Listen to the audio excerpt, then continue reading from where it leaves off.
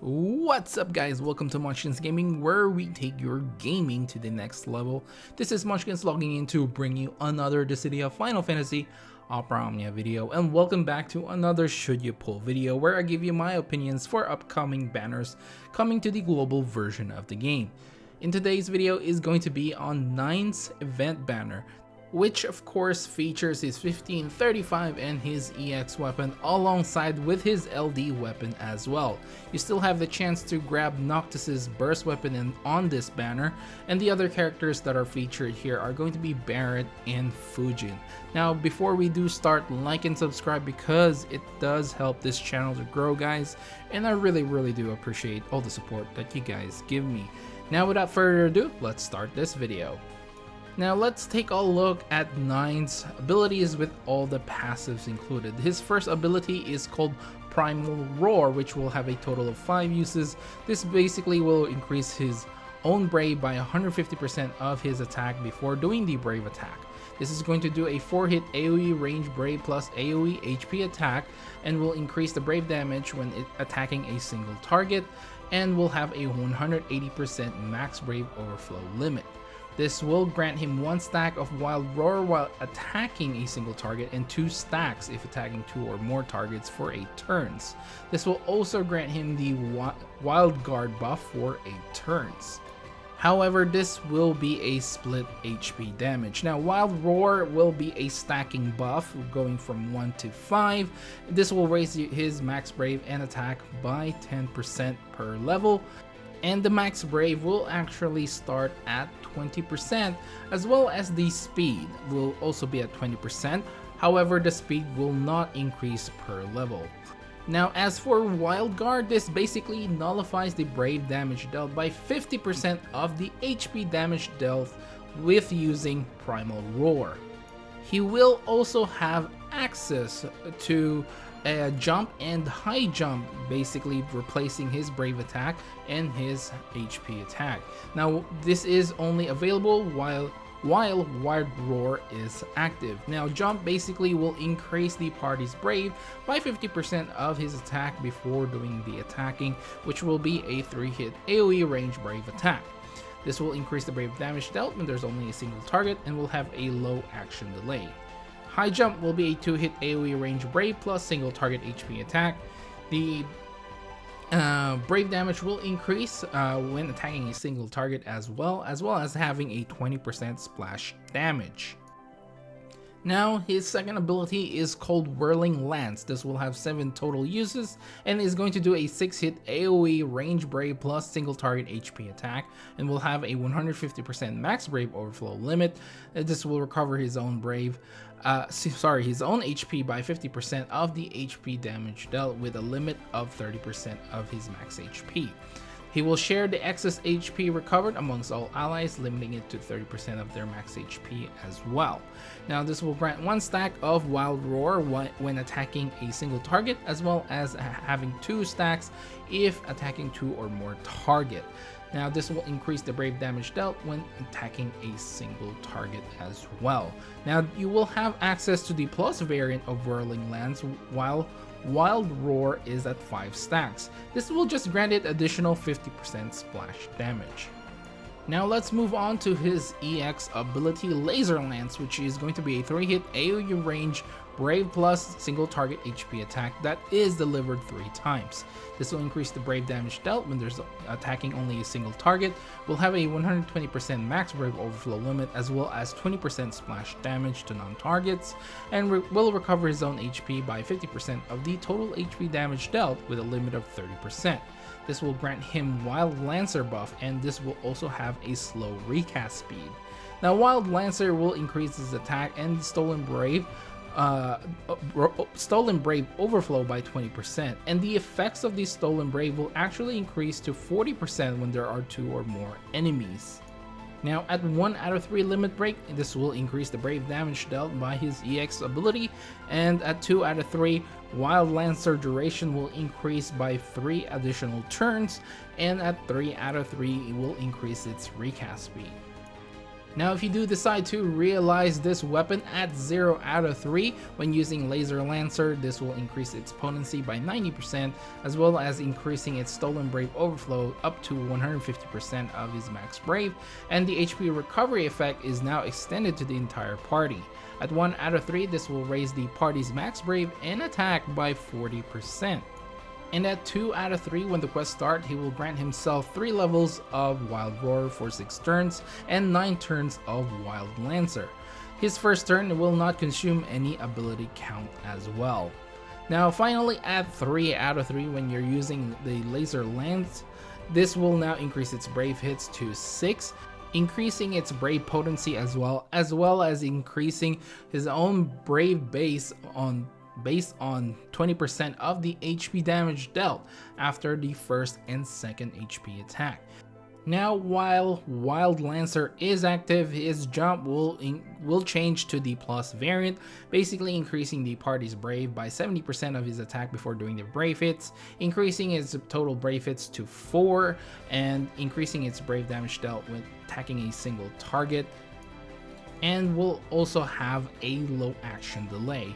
Now high jump will turn to the plus variant as well. This will be a 3-hit AoE range brave plus single target HP attack, increasing the brave damage dealt once again when attacking a single target. Will have a 120% max brave overflow limit and a 20% splash damage. Now the bonus sphere you're getting for this one is called Break Hit HP Heal. When breaking a target or attacking a broken target, this will restore your HP by 10% of their max HP. Now let's talk about 9's LD weapon, which will grant him the LD ability called White Knight. This will have 3 uses and will increase the party's brave by 40% of the max brave and extends the active buffs by 1 turn. This will also remove the Rebellious Fangs buff and will grant 6 turns of White Knight. This will have no action delay and will not increase the turn count, however will still decrease the friend and summon action count.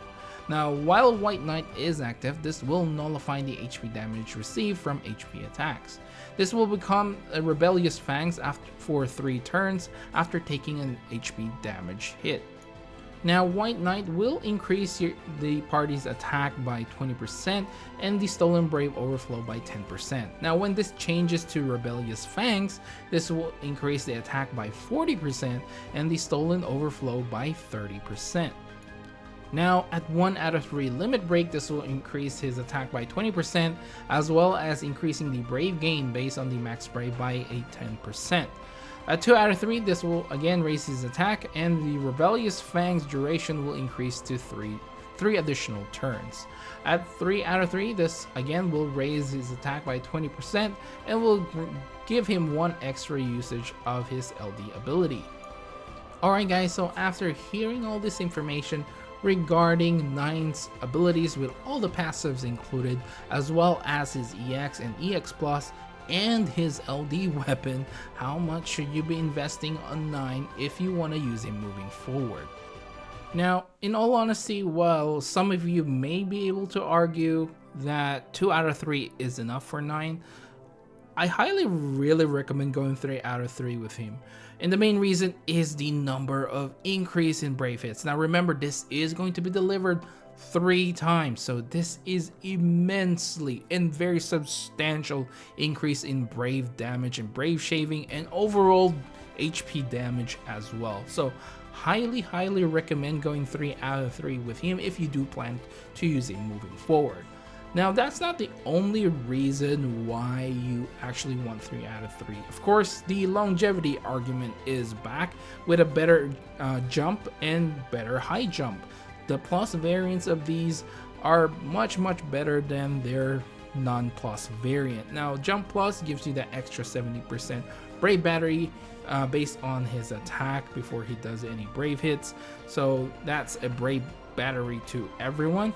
His high jump plus gets an extra hit, which is always really nice, and unfortunately for the high jump plus, it doesn't actually increase the splash damage, but nonetheless this is only like a variant of his HP attack plus anyway, so I wasn't really too concerned not getting a 50% splash damage, because if it does, it's going to be very, very powerful, and I think quite broken, because that's like an ability altogether.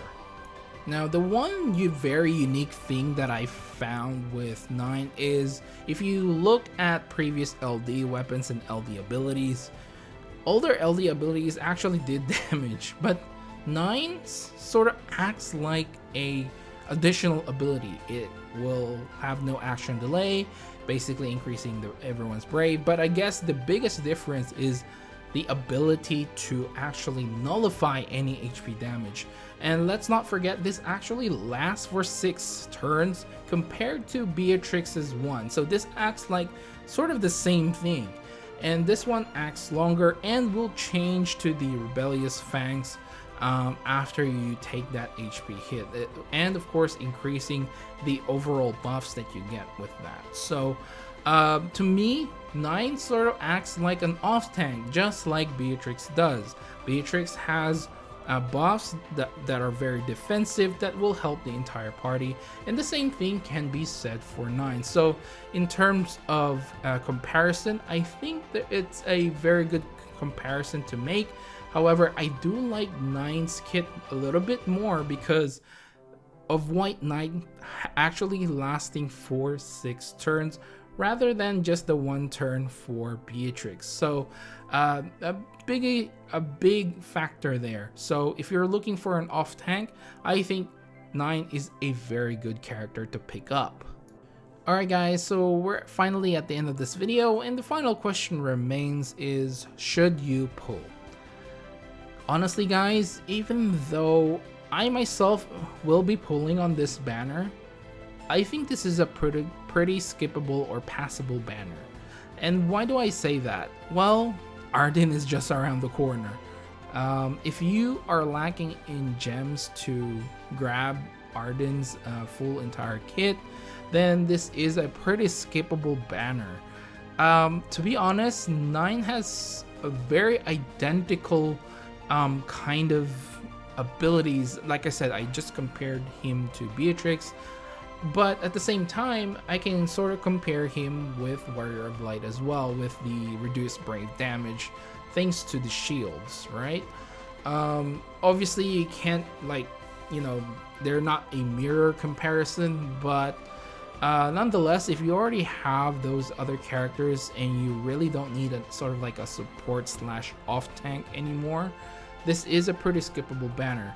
And what you guys have to realize is Arden is actually a pretty broken character when he comes out, and then Warrior of Light is going to be coming pretty soon as well. So if you just need a tank, then, you know, Warrior of Light is just around the corner.